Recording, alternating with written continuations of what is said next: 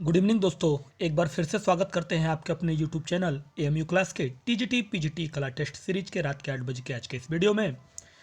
मित्रों, आज हमने क्वेश्चन के एक पीडीएफ लिया है जो हमारे दो चार मित्रों द्वारा तैयार किया हुआ पीडीएफ मिला है हमारी टीम से, और उसको जो है हम आज आपको पढ़ाने वाले हैं। और इसमें जो है आपसे बता देना चाहते हैं कि ज़्यादातर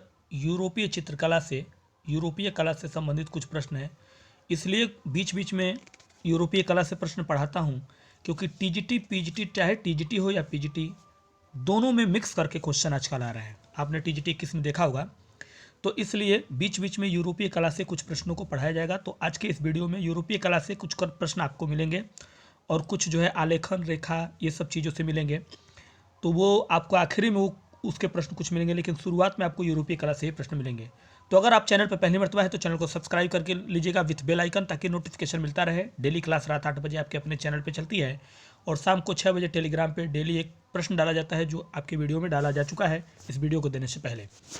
तो चलिए इन्हीं बातों के साथ शुरुआत करते हैं आज का पहला प्रश्न, लेकिन वीडियो पूरा देखिएगा मित्रों। आज का प्रश्न जो है केयरफुली करिएगा, क्योंकि यूरोपीय शैली से और यूपी शैली में बहुत सारी दिक्कतों का सामना करना पड़ता है बच्चों को। तो मेरे कहने का मतलब है कि इसमें कुछ प्रश्न अगर अच्छे से आप तैयार कर लेंगे तो यूरोपीय कला से अगर 10-12 प्रश्न जो आए थे पिछली बार, उतने ही लगभग रेशियो में आएंगे, तो आपको उसका जो है सामना करने में दिक्कत नहीं होगा। पहला प्रश्न कह रहा है कि जिस कला में आंतरिक एवं बाह्य, यानी जिस कला में आंतरिक और बाह्य सज्जा, यानी आंतरिक मतलब भीतरी और बाह्य मतलब बाहरी, आंतरिक और बाह्य सज्जा एक साथ करने का विचार किया गया, उस कला को कहते क्या है? आधुनिक कला, रोमन कला, वाइजेंटाइन कला या गोथिक कला? गोथिक काल, देखिएगा, सॉरी, कॉल है, कला नहीं, काल है। जिस काल में आंतरिक और बाह्य सज्जा को एक साथ करने का विचार किया गया था, उसे किस काल के नाम से हम जानते हैं?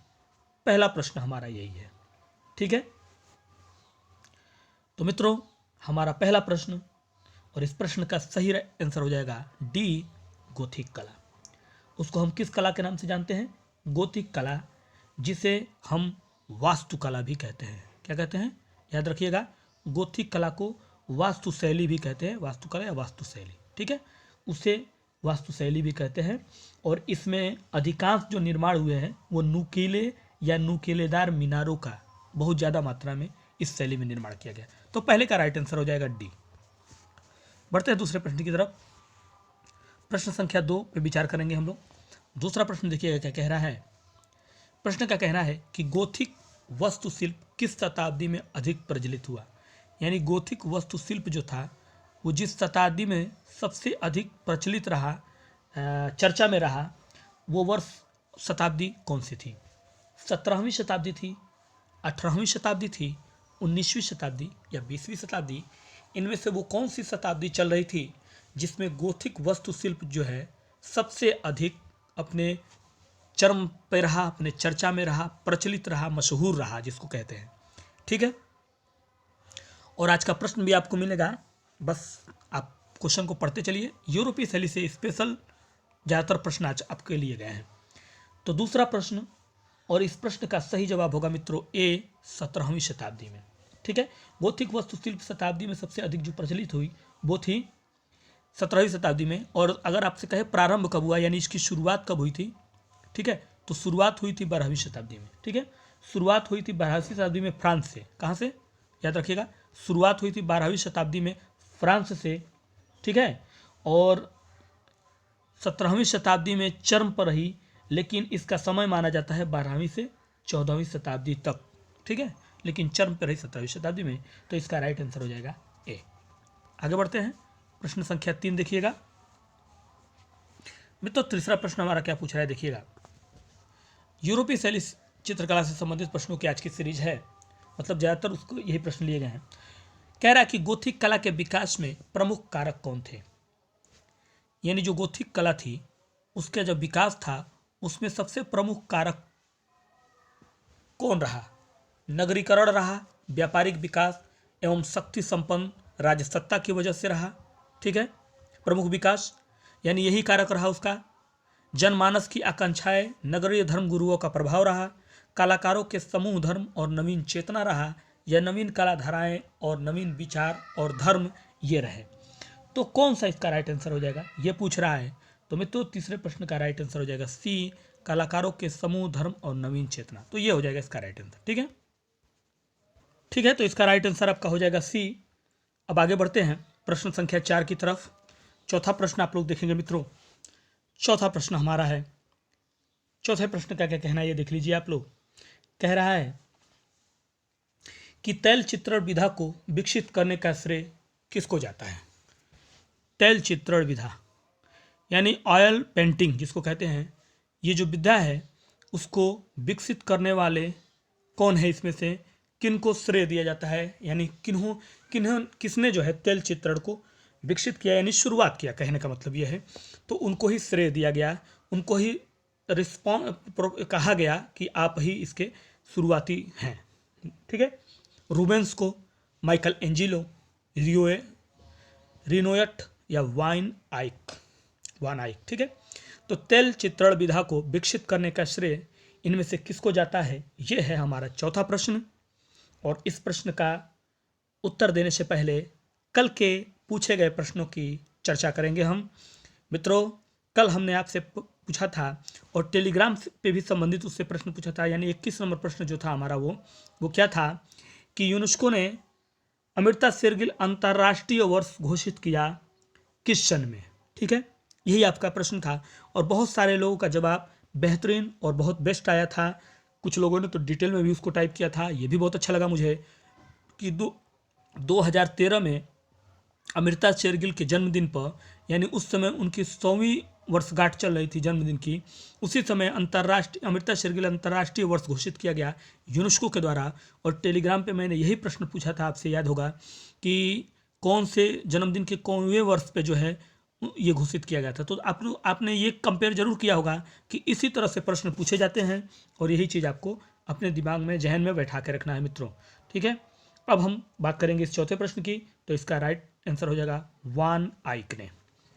तेल चित्रण विधा को विकसित करने का श्रेय जिसे जाता है वो है वान आइक, जो कि नीदरलैंड के कलाकार थे। कहाँ थे, नीदरलैंड के रहने वाले थे। ठीक है, आगे बढ़ते हैं। चलिए देखिएगा, प्रश्न संख्या आपका स्क्रीन पे है, पांचवा प्रश्न आपसे देखिए क्या कह रहा है किस कला शैली में रेखीय प्रवृत्ति अत्यधिक प्रबल थी। यानी किस कला शैली में जो रेखीय प्रवृत्ति थी वो सबसे ज़्यादा प्रबल रही।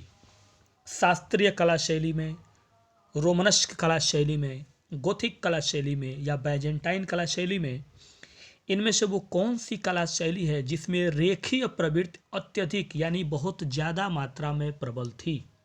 ठीक है, यह है हमारा पांचवा प्रश्न और इसी प्रश्न का उत्तर देना है आपको। और कल का एक कमेंट्स पे जिक्र करूंगा मैं। कल एक फीमेल ने कमेंट्स किया था कि सर आप जो पढ़ाते हैं वो टीजीटी में सिर्फ आएगा या पीजीटी में। तो मोहतरमा आपसे मैं ये कहना चाहता हूँ कि अब जो दौर चल रहा है कंपटीशन का, उसमें टीजीटी और पीजीटी अब लग नहीं रहा है। टीजीटी के क्वेश्चन पीजीटी में और पीजीटी के क्वेश्चन टीजीटी में आ रहे हैं। ये आपने 2021 के कंपटीशन में अगर फेस किया होगा तो देखा होगा, वरना जिन्होंने फेस किया है उनसे आप पूछ लीजिए कि टीजीटी का पीजीटी में, पीजीटी का टीजीटी में, इस तरह से उठा के पूछा जा रहा है। अगर आप जिस हिसाब से बात कह रही हैं उस हिसाब से अगर कहा जाए तो आपके सिलेबस में यूरोपीय चित्रकला है ही नहीं टीजीटी के, लेकिन फिर भी उसमें से 12 क्वेश्चन पिछले साल आए थे। इसलिए अब कंपटीशन जो है सिलेबस कंपटीशन नहीं हो गया है। आपको उस फील्ड में जितनी बेसिक से लेके ऐतिहासिक से लेके करंट नॉलेज है वो सब आपके पास होनी चाहिए, तब जाके आप उस कंपटीशन को बीट कर पाएंगे। ये याद रखिएगा, सबके लिए मैं कह रहा हूँ। और पांचवें प्रश्न का हमारा राइट आंसर जो हो जाएगा वो आपका हो जाएगा मित्रों रोमनस्क कला शैली, बी। रोमनस्क कला शैली में रेखीय प्रवृत्ति अत्यधिक प्रबल थी। ठीक है, अगला प्रश्न देख लीजिए, आपके सामने है और प्रश्न का क्या कहना है। छठा नंबर प्रश्न हमारा कह रहा है मित्रों, किस कलाकार ने अपने चित्रों में बाइबिल के विषयों को मानवतावादी दृष्टि से अनुदित किया था।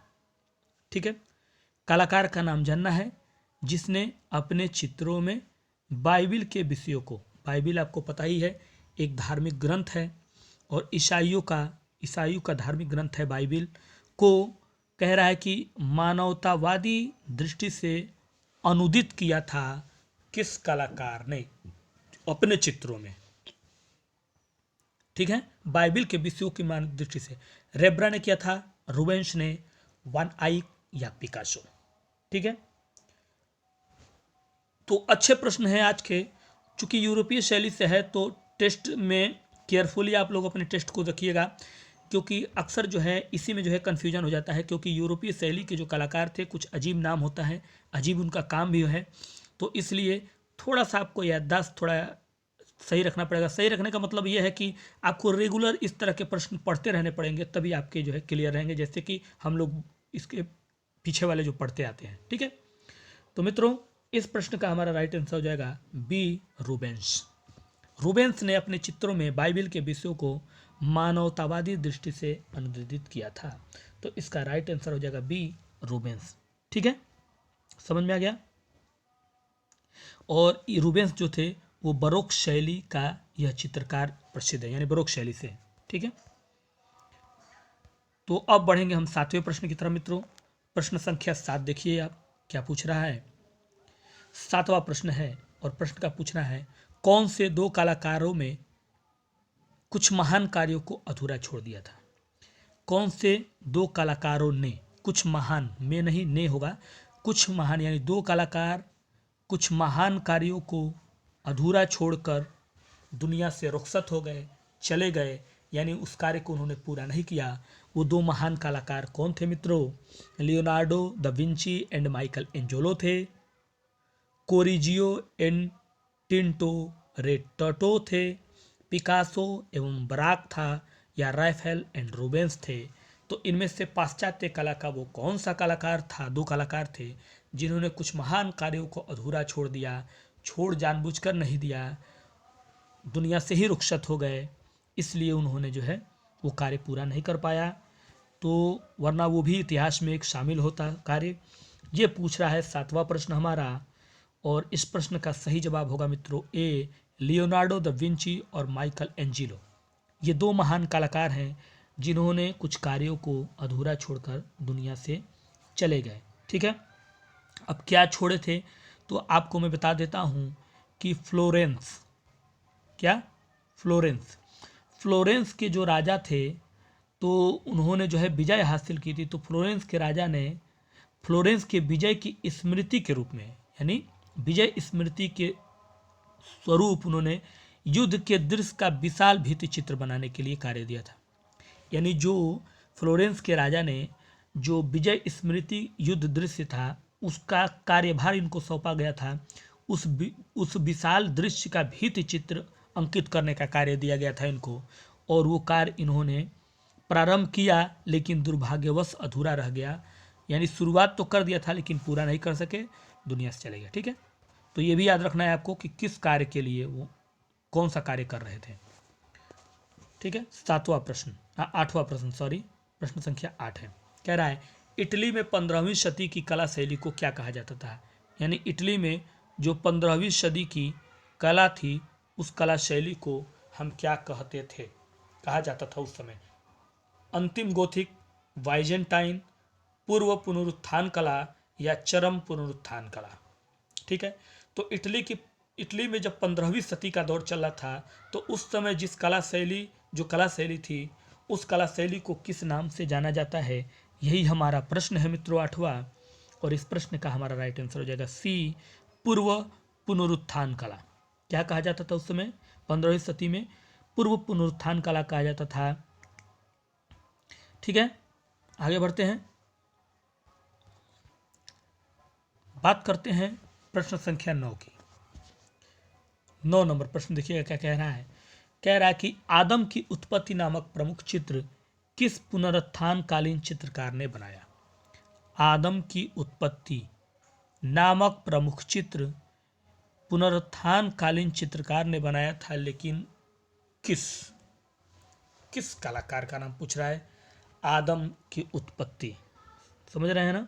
आदम मतलब कि आपको मैं बता देता हूँ कि इस्लाम के धार्मिक ग्रंथ में कुरान में आपने जो जिनको पता है, जो जानते हैं या फिर जिन्होंने पढ़ा होगा, तो उसमें आदम और जो है हव्वा, एक नाम था आदम और हव्वा, उनका जो कहानी है उसमें, तो उसी की बात यहाँ पे कर रहा है कि आदम की उत्पत्ति नामक प्रमुख चित्र किस पुनरुत्थानकालीन चित्रकार ने बनाया था? लियोनार्डो दा विंची ने, माइकल एंजेलो, रेफेल या एल ग्रोको? ठीक है, यह है प्रश्न हमारा, और इस प्रश्न का सबसे सटीक आंसर जो होगा मित्रों, वो हो जाएगा आपका माइकल एंजेलो ने। किसने बनाया था? माइकल एंजेलो ने। तो बी राइट आंसर इसका हो जाता है। और अब बढ़ेंगे 10वें प्रश्न की तरफ। प्रश्न संख्या 10 देखेंगे आप। देखिएगा 10वां प्रश्न हमारा क्या कह रहा है। 10 नंबर प्रश्न कह रहा है मित्रों, इटली की गोथिक कला के चित्रकारों में प्रमुख कलाकार कौन थे? इटली की गोथिक कला के चित्रकारों में प्रमुख कलाकार का नाम जानना है, कौन थे? दसियो थे, एम्ब्राजियो लोयर, जेटटी या जानवाक आइक या जियोत्तो? तो पाश्चात्य शैली का वो कौन सा, यानी इटली में गोथिक कला के चित्रकारों में पाश्चात्य शैली का प्रमुख कलाकार इनमें से कौन था? ठीक है, ये कह रहा है। तो मित्रों फटाफट कमेंट्स बॉक्स में कमेंट्स करते जाइए और आज की टेस्ट सीरीज को थोड़ा केयरफुली आंसर दीजिएगा, क्योंकि पाश्चात्य शैली से जो प्रश्न होते हैं वो थोड़े बड़ा मझे हुए होते हैं, और उसी पाश्चात्य शैली में टीजीटी 2021 के 12 प्रश्नों में जिन्होंने मिस कर दिया था उनका सिलेक्शन होते होते रह गया बॉर्डर पे। उसका रीज़न यहाँ था, सिर्फ इसने माइनस कर दिया, क्योंकि 12 प्रश्न बहुत होते हैं। अगर उसमें से 7, 8, 9 प्रश्न जिनके गलत हो गए, उन्होंने मेरिट को ही पूरा जो है बदल के रख दिया। तो इस बार ऐसा होना नहीं चाहिए, इसलिए केयरफुली पढ़िएगा, 2 बार 3 बार 4 बार, लेकिन दिमागी में एक तरह से कह लीजिए कि इसको रट ही लीजिएगा। ठीक है, तो इस प्रश्न का राइट आंसर हो जाएगा जियोत्तो। क्या हो जाएगा? जियोत्तो हो जाएगा। ठीक है, आगे बढ़ते हैं। प्रश्न संख्या 11 नंबर प्रश्न का जिक्र करेंगे हम। 11वां प्रश्न देखिए क्या कह रहा है कि चरम पुनरुत्थानकालीन व्यक्तित्व का प्रथम चित्रकार किसे माना जाता है? चरम पुनरुत्थानकालीन व्यक्तित्व का प्रथम चित्रकार किसे माना जाता है? टीसिया को, कैरिजियो को, गियार्गियोन को या लोरेंजो लाट्टो को? ठीक है, तो बड़ा टेढ़ा टेढ़ा मतलब नाम है, काम है इनका, इसलिए ये थोड़ा सा टफ हो जाता है। लेकिन आपको सिर्फ ये मान के चलना है कि 10 प्रश्न उसके रहेंगे ही रहेंगे। अब जिस हिसाब से आगे की परीक्षाएं 21 में आई थी, तो 10 प्रश्न इसका मान के चलिए, और मुझे लगता है कि 1500 क्वेश्चन अगर इस तरह के फेस हो जाएं आपके वीडियो में, तो आप जो है मिस नहीं करेंगे। ठीक है, प्रश्नों को वो भी एकदम गिने चुने ही प्रश्न आपको देंगे, ऐसा नहीं देंगे कि एकदम खतरनाक हो आपके लिए। लेकिन ये 10 प्रश्न आपको कम से कम ऐसा रखना है कि 5-8 प्रश्न इसमें से क्लियर कर लें। ठीक है, तो मित्रों 11 नंबर प्रश्न, और इसका सही जवाब हो जाएगा टीसिया। क्या हो जाएगा? टीसिया। ठीक है, अब हम बढ़ेंगे 12 नंबर प्रश्न की तरफ। प्रश्न संख्या 12 देखिएगा। 12 नंबर प्रश्न क्या कह रहा है हमारा? 12 नंबर प्रश्न का कहना है कि निम्नलिखित में से कौन सी शैली में रंगीन कांच की खिड़कियों की कला अस्तित्व में आई? ठीक है, कौन सी शैली में रंगीन कांच की खिड़कियों की कला अस्तित्व में आई? ठीक है, अस्तित्व में आना, एक नए दौर का अस्तित्व आना, एक नया दौर था उसका, उस शैली का, जिसमें रंगीन कांच की खिड़कियां अस्तित्व में आई। क्या वो बाइजेंटाइन कला था, गोथिक कला, यूनानी कला या ईरानी कला? ठीक है, ये प्रश्न है प्रश्न संख्या 12, और इसी प्रश्न का उत्तर आपको कमेंट्स बॉक्स में मेरे उत्तर से पहले डालना है और आपको पूरा वीडियो देखना है। देखिए वीडियो पूरा देखा करिएगा, खासकर यूरोपीय कला से अगर प्रश्न डाले जाते हैं तो उसको केयरफुली पूरा वीडियो देखा करिएगा मित्रों, तभी जाके आपकी जो है मजबूती यूरोपीय कला से संबंधित प्रश्नों की बनी रहेगी। और इस प्रश्न का यानी 12 नंबर प्रश्न का सही जवाब हो जाएगा बी, गोथिक कला में। रंगीन कांच की खिड़कियों की कला अस्तित्व में आई जिस शैली में, वो थी गोथिक शैली। ठीक है, जिसको गोथिक वास्तुकला शैली भी कहा जाता है। ठीक है, यानी इसमें जो है दरवाजे और खिड़कियों का प्रयोग, गिरजाघर में जो दरवाजे और खिड़कियां होते हैं बड़े बड़े, उसमें देखिएगा रंगीन कांच के टुकड़े कई तरह से लगे होते हैं, उसी को कहते हैं। ठीक है, 12 नंबर प्रश्न। अब हम 13 नंबर प्रश्न की बात करेंगे। प्रश्न संख्या 13, वाइजेंटाइन कलाकारों द्वारा निम्न में से किस प्रकार की विषय वस्तु हेतु चुनी गई थी? वाइजेंटाइन कलाकारों द्वारा निम्न में से किस प्रकार की विषय वस्तु हेतु चुनी गई थी? यानी बाइजेंटाइन कलाकारों के द्वारा इनमें से किस प्रकार का विषय वस्तु यानी कौन सा थीम चुना गया था? मतलब उनकी जो कला थी, उनकी कला में एक विषय चुना गया। जैसे आपने पढ़ा होगा राजस्थान में शैलियों में राधा कृष्ण का जो है आपका भगवान संबंधित लीलाओं संबंधित थे। मुगल जो है अलग अलग अपना विषय चुन के रखे थे। उसी तरह से प्रागैतिहासिक काल का एक अपना विषय था। उसी तरह से बाइजेंटाइन के कलाकारों का भी एक अपना प्रिय विषय, एक विषय चुन के उन्होंने रखा था। क्या वो सामाजिक बनाते थे कला विषय, धार्मिक, धर्मनिरपेक्ष या प्राकृतिक दृश्यावली से संबंधित चीज़ों को वो जो है चुने थे अपने विषय के रूप में। ठीक है, तो प्रश्न समझ गए होंगे, क्योंकि प्रश्न समझना ही बहुत जरूरी होता है। और इसका सही आंसर हो जाएगा मित्रों बी, धार्मिक। बाइजेंटाइन कलाकारों द्वारा जो विषय चुनी गई थी अपने कला के रूप में वो थी धार्मिक। 13 का राइट आंसर हो जाएगा बी। पढ़ते हैं अगले प्रश्न की तरफ। प्रश्न संख्या 14। आइए अब देखिएगा, इसके बाद से यूरोपीय कला से संबंधित कुछ प्रश्न आपके हट जाते हैं और अब हम पहुंचते हैं किस प्रश्न की तरफ? प्रश्न संख्या 14। यहाँ से जो है आपका यूरोपीय कला के कुछ ही क्वेश्चन थे, वहाँ पे हमने लिया था। अब यहाँ पे थोड़ा कुछ बदले हुए क्वेश्चन आपको मिलेंगे, जिसमें से पहला क्वेश्चन है कि किस किस रंग के मिलने से ग्रे रंग बनता है? ठीक है, पहला प्रश्न है आपकी स्क्रीन पे कि कौन कौन से रंग के मिलने से ग्रे रंग बनता है?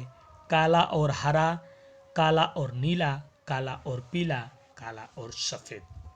तो 14 नंबर प्रश्न जो है, इस समय हमने आलेखन में जो रेखा, आकृति, लय, ये सब चीज़ों का जो प्रश्न होता है उसको इसमें ले लिया है और कुछ यूरोपीय शैली से, दोनों का मिक्स था आज का ये क्वेश्चन।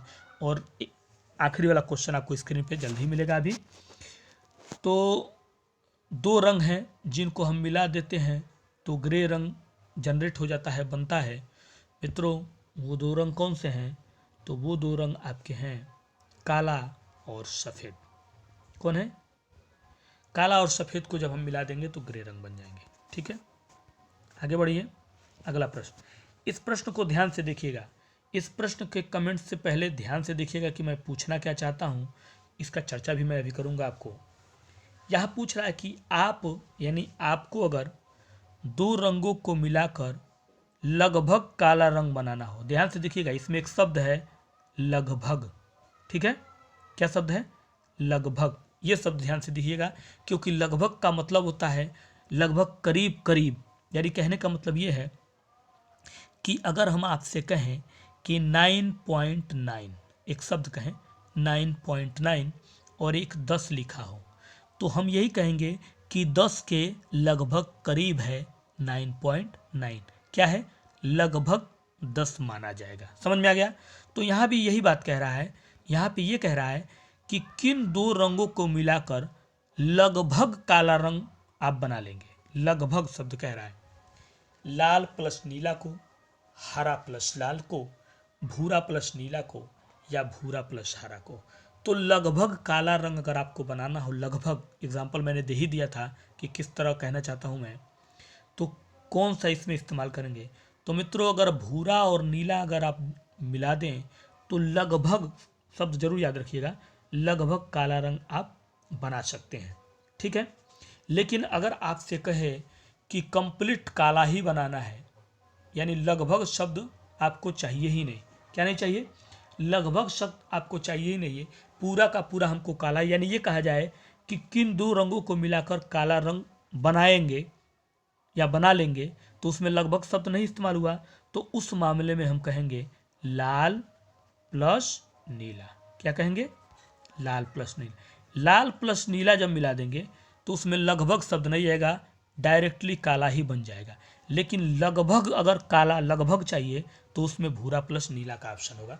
तो ये याद रखिएगा, इस दोनों सवाल में एक शब्द है कॉमन, लगभग। ठीक है, तो अब बढ़ते हैं, उम्मीद करता हूं कि समझ गए होंगे प्रश्न को।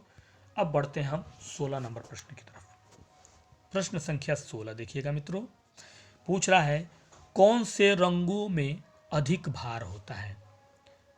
अधिक भार, अधिक जो भार होता है वो इनमें से कौन सा रंग है? ठंडे रंग में अधिक भार होता है, जल रंग में, तेल रंग में, या गर्म रंग में? इनमें से वो कौन सा रंग है जिसके रंगों में आपको अधिक भार देखने को मिलेगा? ठीक है, तो फटाफट कमेंट्स बॉक्स में कमेंट्स करते जाइए मेरे उत्तर से पहले, और टेस्ट करिए यूरोपीय यूरोपीय शैली और आलेखन रेखा से संबंधित प्रश्नों का आज के मिक्स सीरीज का, कि कितना है आज आपका यूरोपीय कला से तैयारी और कितना है इसमें से, ये याद रखिएगा मित्रों। 16 नंबर प्रश्न, और इसका हमारा सही जवाब होगा गर्म। कौन सा रंग? गर्म रंग में अधिक भार होता है। ठीक है, गर्म रंग में अधिक भार होता है। ठीक है, गर्म रंग मतलब आपको समझ में आ रहा है, उष्ण जिसको बोलते हैं। क्या बोलते हैं? उष्ण का मतलब होता है गर्म वर्णों में अधिक, और शीतल वर्णों में अगर कहे कि कम भार किस में होता है तो शीतल। किस में? गर्म में, जिसको उष्ण भी कहते हैं, अधिक भार होता है, और शीतल में कम भार होता है, याद रखिएगा। अब हम बढ़ेंगे 17 नंबर प्रश्न की तरफ। प्रश्न संख्या 17 देखिएगा, पूछ रहा है कि गर्म रंग कौन सा है इनमें से? गर्म रंग है कौन सा इनमें से? नारंगी रंग को गर्म रंग कहेंगे, लाल रंग को, पीला रंग को, या उपरोक्त सभी को? अभी तो आपका प्रश्न था कि गर्म रंगों में अधिक भार होता है, कौन से रंगों में? तो आपने देखा था, ऊपर आंसर दिया था गर्म, गर्म रंगों में, जिसको उष्ण भी कहते हैं। ठीक है, अब सवाल है कि जो ये गर्म रंग हैं तो उसमें कौन कौन से रंग आते हैं जिनको हम गर्म रंग की कैटेगरी में रखते हैं, ये सवाल हो गया हमारा। अब तो गर्म रंग कौन कौन से हैं? तो ये उपरोक्त सभी होगा, यानी लाल भी, नारंगी भी और पीला भी, ये सभी गर्म रंग यानी उष्ण रंग में आते हैं, और इनके भार क्या हो जाएंगे तब? अधिक होते हैं। तो इस तरह से हो गई आपकी तैयारी। 17 नंबर प्रश्न हो गया। अब 18 नंबर प्रश्न को देखिएगा, प्रश्न संख्या 18। 18 नंबर प्रश्न पूछ रहा है मित्रों, किस देश में लाल रंग शोक का प्रतीक है? का शब्द देखिएगा छूट गया है बीच में, का, शोक का, यानी किस देश में जो लाल रंग है उसको हम शोक का प्रतीक मानते हैं? उस देश में, किस देश में लाल रंग को शोक का प्रतीक माना जाता है? भारत में, अफ्रीका में, चीन में, या अमेरिका में? ठीक है, तो इंपॉर्टेंट प्रश्नों की सीरीज में वेरी इंपॉर्टेंट प्रश्न है ये भी, और इसका आपको जवाब देना है कि किस देश में आपके लाल रंग को शोक का प्रतीक माना जाता है? तो मित्रों इसका राइट आंसर हो जाएगा अफ्रीका में। अफ्रीका देश में लाल रंग को शोक का प्रतीक माना जाता है। अब ये देखिएगा 19 नंबर प्रश्न है आपके सामने। अब हम धीरे धीरे पहुंच चुके हैं अपने सवाल की तरफ, जो आपका सवाल होगा। 19 नंबर प्रश्न पूछ रहा है कि कौन से वर्ण में कंपन गीत सबसे अधिक होती है? वर्ण में कंपन गीत सबसे अधिक होती है। कौन से वर्ण में कंपन गीत सबसे अधिक होती है? वर्ण मीन्स रंग से यहाँ से है, वर्ण मतलब रंग की बात कर रहा है। किस रंग में कंपन गीत सबसे अधिक होता है? पीला में, नीला में, लाल में, या बैगनी में? ठीक है, तो इस प्रश्न का सही जवाब जो हमारा होगा वो क्या हो जाएगा, डी, बैगनी में। किसमें? वर्ण, जिस वर्ण में कंपन गीत सबसे अधिक होता है उसका नाम है बैगनी। ठीक है, डी राइट आंसर हो जाएगा। और अब 20 नंबर प्रश्न को देख लीजिए, इसके बाद आपका सवाल होगा। 20 नंबर प्रश्न आपका है, इसके बाद आपका सवाल है मित्रों, कह रहा है कि किस वर्ण में सबसे कम कंपन होते हैं। अभी तो आपने ऊपर पढ़ा अधिक, अब कह रहा है सबसे कम कंपन वर्ण में मीन्स रंग में कौन से होते हैं। किस रंग में सबसे कम कंपन होते हैं, पीला में, नीला में, लाल में या गुलाबी में। सबसे अधिक तो आपने पढ़ लिया बैगनी में। ठीक है, ये जो हम रंग रहे हैं इस समय, ये बैगनी का ही कलर है। ठीक है, यानी सबसे अधिक जो है बैगनी में हो गया। तो सबसे कम कंपन जिस रंग में हुआ वो रंग कौन सा है हमारा। तो मित्रों, सबसे जो कम होता है, यानी कम कंपन जो है सबसे ज़्यादा होता है लाल में। ठीक है, अगर उसके पीछे की बात करें, थोड़ा सा और पीछे अगर लाल के बाद आ जाए तो उससे, यानी लाल से भी थोड़ा सा अधिक, यानी लाल से अधिक किस में होता है, तो पीले में। और पीले के बाद लाल, यानी लाल सबसे कम होता है, सबसे अधिक बैगनी होता है। लाल से पीछे अगर किसी का कंपन थोड़ा सा तेज होता है तो वो पीले का होता है। पीले से, ठीक है, पीले में होता है। उससे थोड़ा सा अधिक चले जाइए तो नीले में होता है। इस तरह से है, और बैगनी में अधिक होता है। ठीक है, तो यहाँ ये हो जाएगा राइट आंसर आपका, सी राइट आंसर होगा, लाल। ठीक है, अब आपका सवाल आता है, ध्यान से देखिए अपने सवाल को और ध्यान से दीजिएगा उत्तर इस सवाल का। ठीक है, छोटा करते हैं, पूरा दिखाई देना चाहिए आपको सवाल। आपका सवाल आपके स्क्रीन पे कमेंट्स बॉक्स में सावधानी पूर्वक इस सवाल का उत्तर आपको डालना है। कल की तरह ज़्यादा से ज़्यादा मात्रा में सवाल आपका क्या कह रहा है ये भी देख लीजिए। वज्र भाषा में तैयार सचित्र पांडुलिपि सरस रस ग्रंथ, यानी किस भाषा में तैयार की गई है, वज्र भाषा में। ये एक सचित्र पांडुलिपि है जिसका नाम है सरस रस ग्रंथ, तैयार किया था किसने। बहुत ही बेहतरीन और बहुत ही वेरी इंपॉर्टेंट प्रश्न है ये चुना हुआ। इस प्रश्न को बाकायदे मैंने चुन के लिया है और इस प्रश्न का जवाब आपको बताना है कि वज्र भाषा में तैयार किया गया सचित्र पांडुलिपि, जिस पांडुलिपि का नाम है सरस रस ग्रंथ। तो आपका एक प्रश्न तो इसमें यह भी बन जाएगा कि सरस रस ग्रंथ पांडुलिपि किस भाषा में तैयार की गई, तो वज्र भाषा में। और किसने तैयार किया, ये आपसे पूछा गया है। क्या मोहम्मद शाह ने तैयार किया था, साहिब राम ने, केहर सिंह या शिवदास राय।